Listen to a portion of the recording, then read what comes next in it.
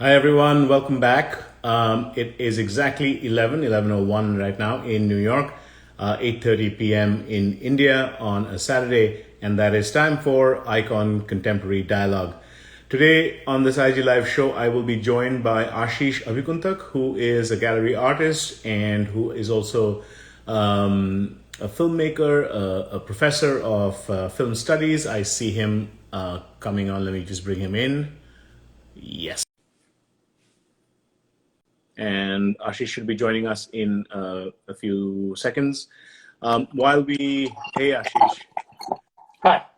right before we start, let me just do a very quick housekeeping announcement.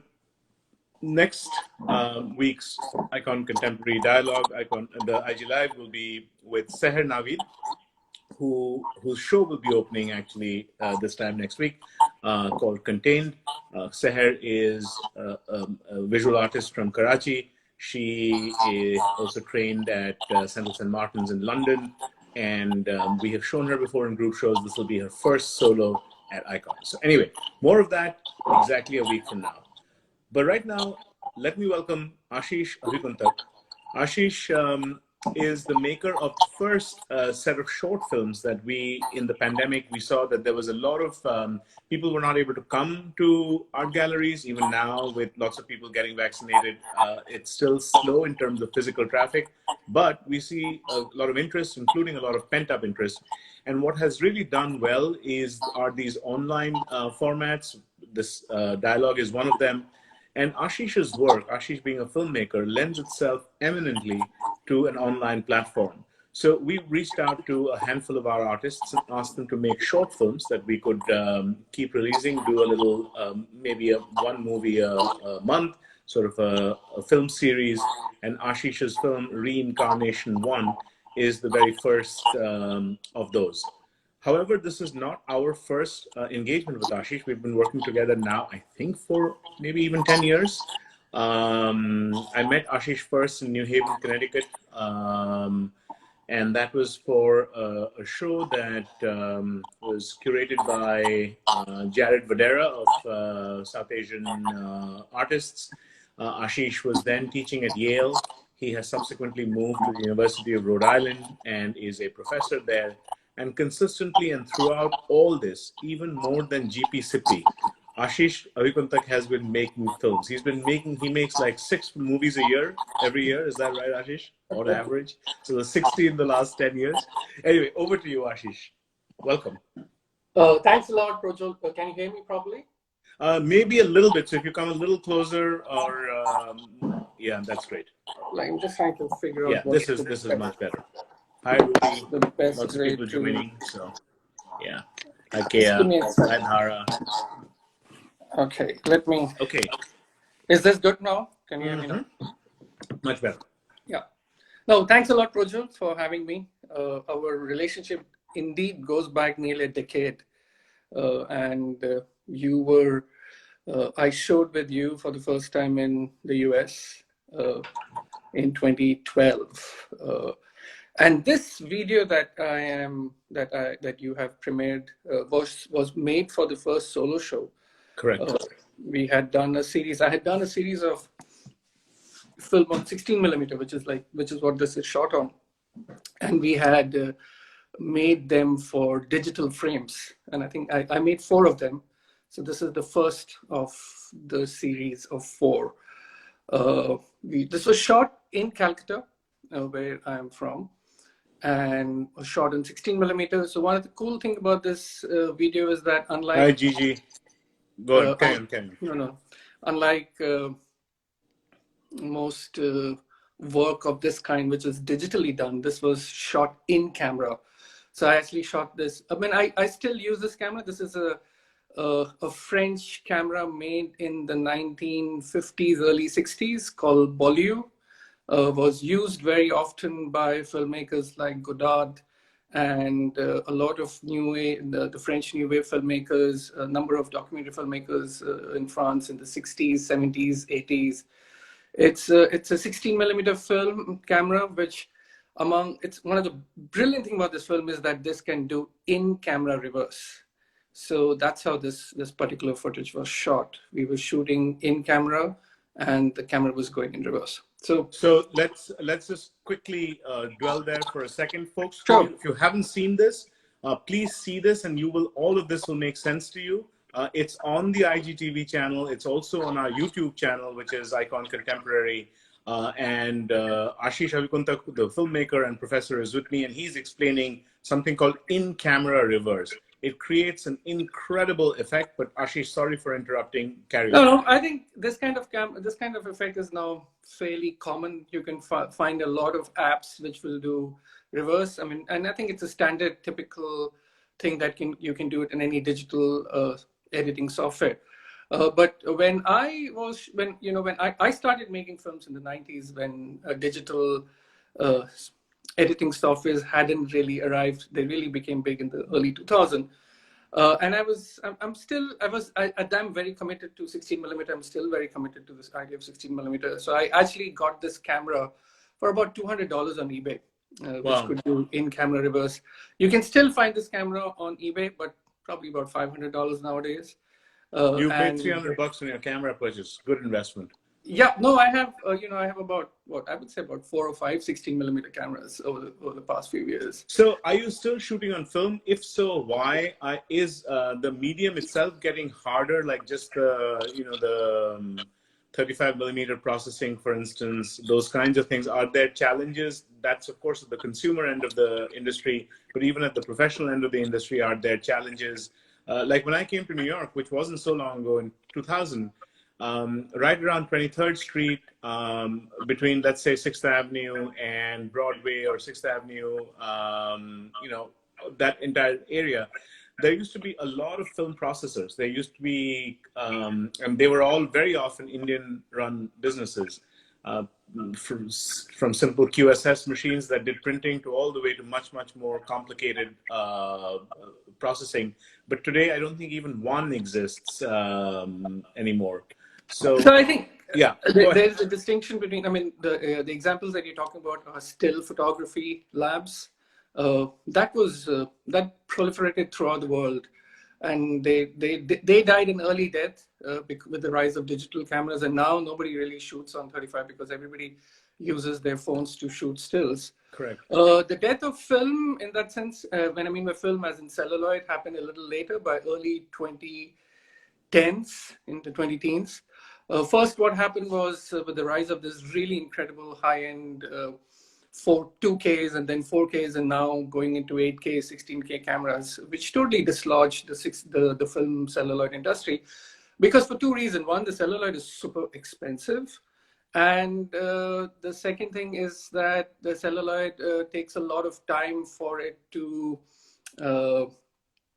process, print, and whereas on digital you can really do it right there and then. For instance, I can give you an example that I give to my students who were born in the last 20 years, who've never probably seen a 16 or film camera.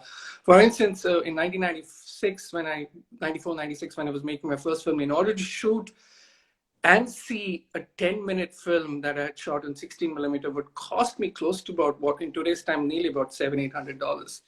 What you can do instantaneously on your iPhone or a phone would cost $600 to $700. First you have to buy the film, then you have to process the film, then you have to hire a camera, rent a cameraman, print the film, hire a projectionist, a projector room to watch it.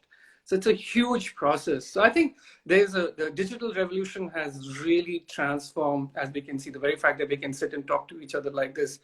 10 years ago would have been impossible. 20 years ago, it was not even a dream. Right. So there's been democratization of the film medium, and there are many more people that are filmmakers. Have you switched to digital? Yeah. How do you see your new work? You can talk a little bit about, I think your last full-length feature that I saw, I'm not talking about a link that you may have sent me, but on screen was Rati Chakravyuh. I think that was shot in film still.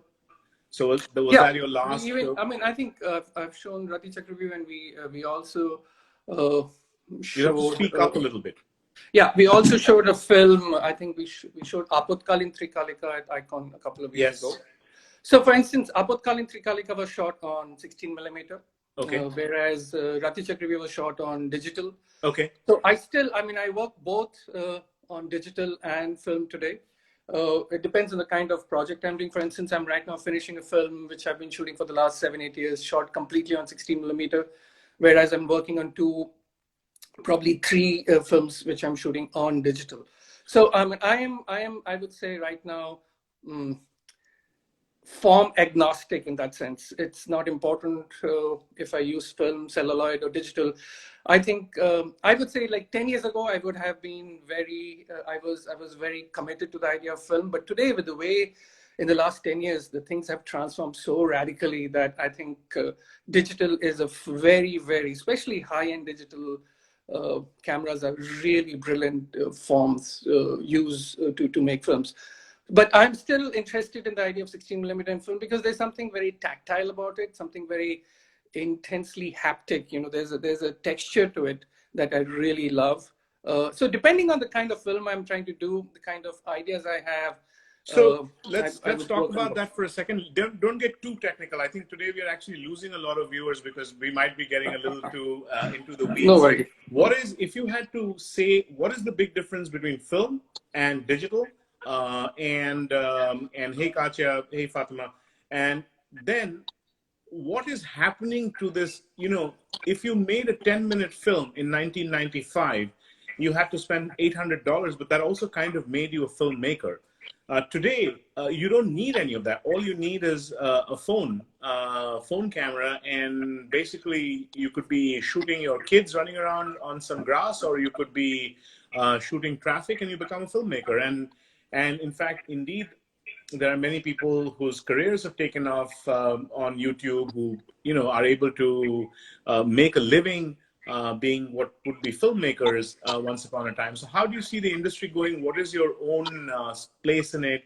How has digital changed all that? Give us a little bit, but I think we shouldn't be boring people too much. Sure.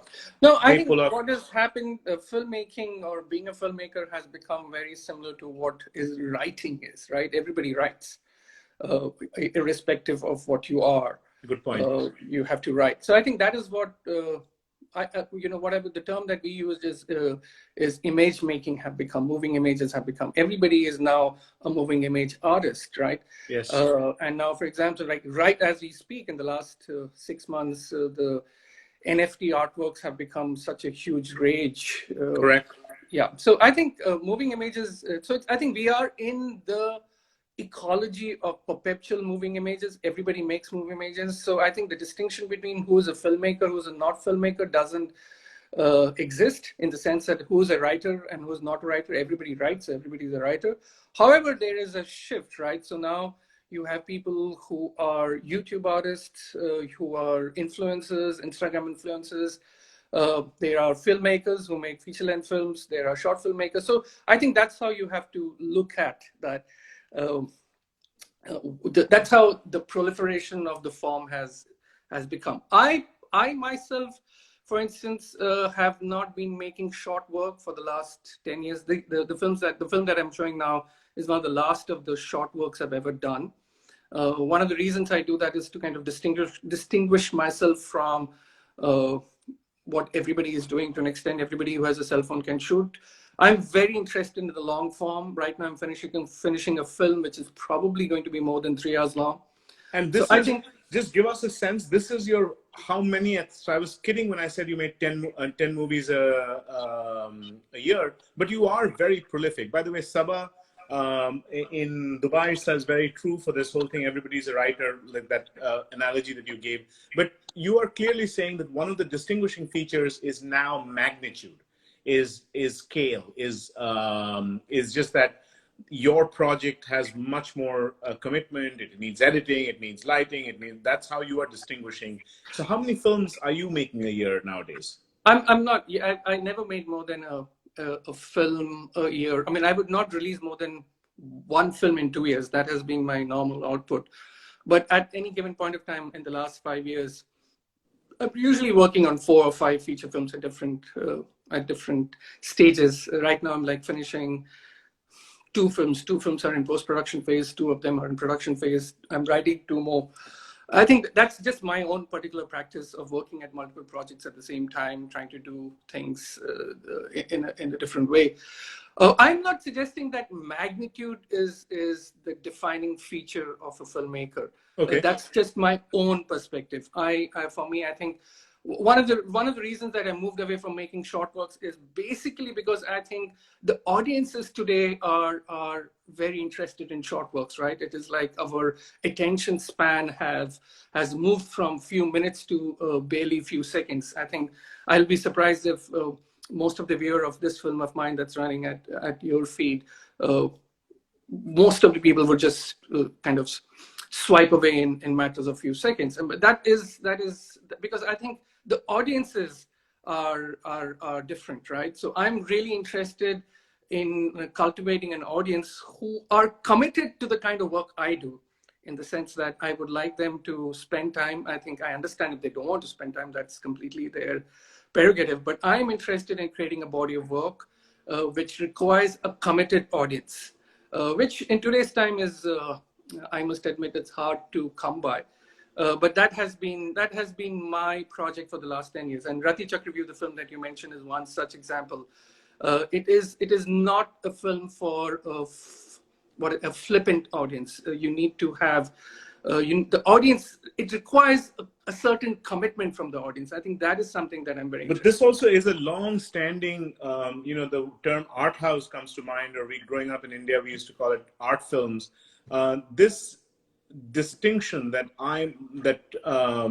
there is a certain seriousness, a certain commitment, a certain non-flippancy that you ask of your audience in some form or fashion. This has been around for a long time, even before digital. I think digital has basically challenged that notion a little bit more, because in the past you just needed a certain amount of budget to, even for Moneyball, who's, I know, one of your heroes, but a lot of our audience today might not know, but one of the more obscure, like lesser known, but very hard to watch filmmaker from the 70s and 80s in India.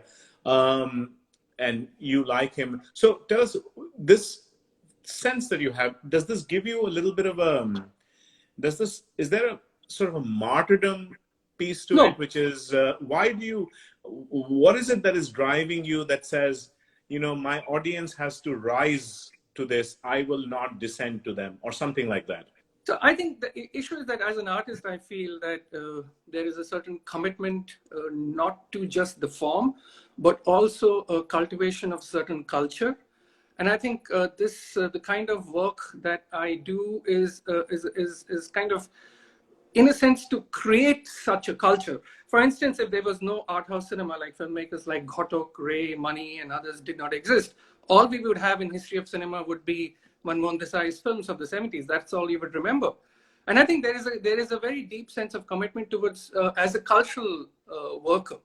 And I'm trained as an archaeologist and an anthropologist. And so there's for me particularly, I feel that my work is not just about getting consumed rampantly all across the world, but also I'm very interested in creating an audience, and that's something that I know it's minuscule, but to create an audience who are committed to a certain sense of seriousness. So this is not about martyrdom. I think this is about a certain political commitment towards art practice. I see. By the way, folks on the line, so Ashish also has a PhD from Stanford. So he has impeccable academic credentials. But do you not think that outsourcing this idea of how I keep you engaged, in some sense, the commercials say the Manmohan Desai, or even today somebody who's a YouTuber, vlogger, they are basically saying they are taking on the commitment to keep you engaged. They might be doing it through very base ways, through slapstick comedy, through sex, through stuff like that. But they're basically saying, hey, once you start watching, you will keep watching. And you are kind of outsourcing that. And you are saying, once you start watching, you have to keep watching. It is not my job to make you keep watching. Do you think that is something as an audience I can say, hey, Ashish, I don't agree with that? So I think cultural activity, you have to differentiate between entertainment and cultural work. You have to differentiate between entertainment and art. The examples, or you have to differentiate between propaganda and art. Propaganda, entertainment, these are forms which are produced so that the audience get engaged. It's a one-way traffic. I'm going to create something that will pull you into it, right? One of the greatest examples is pornography, which has always done that, is that I'm going to produce a certain image making that you will be propelled to watch, right? And I think, I'm not saying that entertainment is pornography, but I'm trying to say that's a whole spectrum of body of work where the onus is on the creator to pull in the audience. Whereas I think art has always been, and this is something very important of art of any kind, is that it is a collaborative act. The beauty or the essence of artwork is that there's a conversation between the artist or the creator and the person consuming. And I think that is something what has driven me to artistic work. You know, when I first saw cinema, of serious cinema in the 80s and the 90s, the thing that really drove me, that it made me as a young teenager, made me think, and gave me certain inflections or ideas that made me excited. And I think I'm interested in that kind of creating a body of work. Therefore, I'm not an entertainer. I'm not a propagandist. I specifically make films which requires a certain commitment from the audience to engage with my work. It certainly requires a certain commitment from your gallerist. That is definitely. And I think having said that, let me ask you a question that somebody Nipa just wrote in saying, want to know more about what you mean by the politics of art practice. What do you mean by the politics of art practice? Oh, well, that's for me, that is, I'm not talking about politics as content, because that is contextual, that is theoretical in a certain sense. For me, politics of culture is the practice of the artist. What is the individual who is producing? What is the form that it takes? And this is not just about location of exhibition, but mostly about location of form. What kind of form does the work takes? Is it a form that is interested in pleasing the audience, or what the artist imagines as an audience, or it is a form that challenges not just the audience but also the artist that is making that work? For me, the politics of culture is located in the agency of the artist, how an artist is challenging his own practice. And that is something that I'm very aware of, something that I've been conscious of nearly since I've been making films, is that, I come from a filmmaking practice where my contemporaries were getting into filmmaking. Either they were doing documentary filmmaking or they were getting into more commercial filmmaking. I decided not to do that. And I think that is what I think is the politics of culture of an artist. So, and this was, although you grew up in Kolkata, this was, by this time you had moved to Bombay, to Mumbai. Yeah. And you were already, and this is way before one could shoot things on one's phone. You were already by then working in the medium. Hey Keshav, hey Punji, whoever of you joined, I saw FAQ coming on board. So, and you very, in an amazing way, you captured some footage at that time of your friend who eventually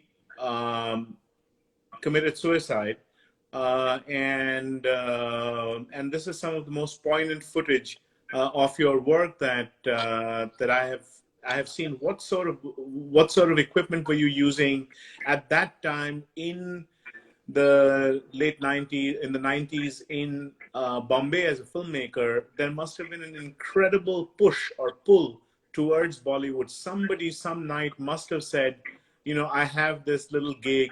Do you want to do an ad film? Do you want to work, not maybe make an ad film, but do you want to work as an AD? And you must have had that thought. So why did you stay without knowing that someday everybody will be filmmakers with their phone cameras, but you kind of stuck it out? What did you think that there was? What sort of a career did you see for yourself? Did you see yourself as a Northeast college campus professor, or like what was happening in your mind at that time? Okay, multiple questions, but first I have to respond to my gallerist. You have been a kind gallerist to deal with my, what should I say, obscure idiosyncrasies for 10 years. So thank you for that. And as both of us know, you have not made money out of me. So thank you very much for that. That expectation is not. Okay, so that's the first response. The second thing is about when I shot, so we're talking about the film called Vakratun Swaha, which deals which begins with the footage of a dear friend of mine in the 90s who was also at that time a very important contemporary artist, Girish Dahiwale. So that film was shot, that particular footage was shot on a 16mm camera, a more high-end 16mm camera used by ad films and feature films and documentary films maker in the 90s. But subsequently, the majority of the film has been shot on a Bolex that I had, and a Bollywood, the same camera that I've used in this particular sequence that you have that you've put up. So that film is completely a 16mm ecology, completely shot in 16mm, edited on Steenbeck, and eventually, but it has a digital life. That's how it is now being shown. About the final question about why I chose to remain. And so, yes, in the sense that during those years, most of my contemporaries were getting into documentary filmmakers, or they were getting into the world of ad films, and some of them even are now fairly important technicians, cameramen, and editors in the Bollywood industry. I at that point of time, I was not thinking of a career. I had just finished my master's in archaeology. I was in Bombay doing mostly political work. And I was not really, for me, cinema was always more than an art form. It was almost like a sacred form. I mean, I think of myself not as an artist, but mostly more as a sadhak, as somebody who's doing a sadhana. Very much in the line. Let's say if you speak to or hear Indian musician talking about their work, right? For me, it's a sadhana. It doesn't have a career goal. It never had a career goal. It never had a sense that this is what, if I'm going to do this, I'm going to become famous or important or wealthy. That has never been my goal. For me, cinema was always a certain sense of contemplating a certain way of being in the contemporary world. It still continues to be. So I never, I never wanted to be part of the industry at any point of time.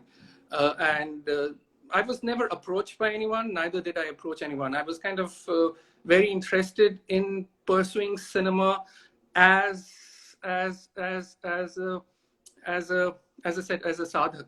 And sure. So the first film during those years when I was there, a film that I think I've shown at Icon, it's called Kalighat Otikotha. It took about 2 years to make, which was basically living there in Bombay and doing all sorts of odd jobs and saving money to make these films. And that has always also been my practice, is that for instance, my first feature film, Nirakar Chaya, took about 4 years to make. It was completely self-funded from the stipend, by saving the stipend I got at Stanford University from 2000 to 2007. Okay, I think we're at time, and I've always been kind of pretty good about stopping these things at half hour. But Tirthankar has asked a question which I had been meaning to come to for a while. So this is the last. I'd love to get a brief Sure. sort of response. And Tirthankar's question is, what should be the role of academia when it comes to the study and dissemination of cinema or teaching of cinema making? So what's academia's role? Well, I think academia has picked up film production, as in teaching of filmmaking, has been happening in academia in both in United States and in India from the mid 50s and the 60s. So academia has always been involved, let's say, when I mean by always, let's say in the last 50, 60 years, in the making of film technicians and artists. In the US, most of the time, filmmaking was part of art schools. In the 60s and the 70s. Schools like UCLA, NYU started doing programs which were attempting to produce technicians for Hollywood, whereas in India, you obviously have the Film and Television Institute of India in Pune, and in the early 2000s, the Satyajit Ray Film and Television Institute was formed. So that's one, the production. Film, and the other element about academia has been to critically study filmmaking, and that is also has a long history, nearly 30 years now. In the US, you have earliest departments in NYU, or film studies department, were formed. Then in India, you have Jadavpur University in the late 90s, starting a film studies department. So there is a fairly strong, now nearly 20, 25 years of, or even 30 years of trajectory of critically studying cinema.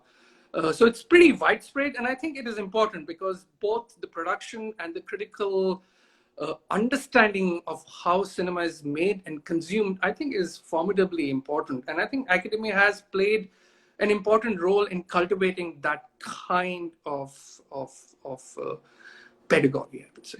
So again, this is fascinating. I would love to have continued and asked, how do these two, if I might paraphrase them, white collar and blue collar aspects of film academia, where do they come together? How do they come together? But maybe we can, Ushmita just joined, maybe we can go back and do this.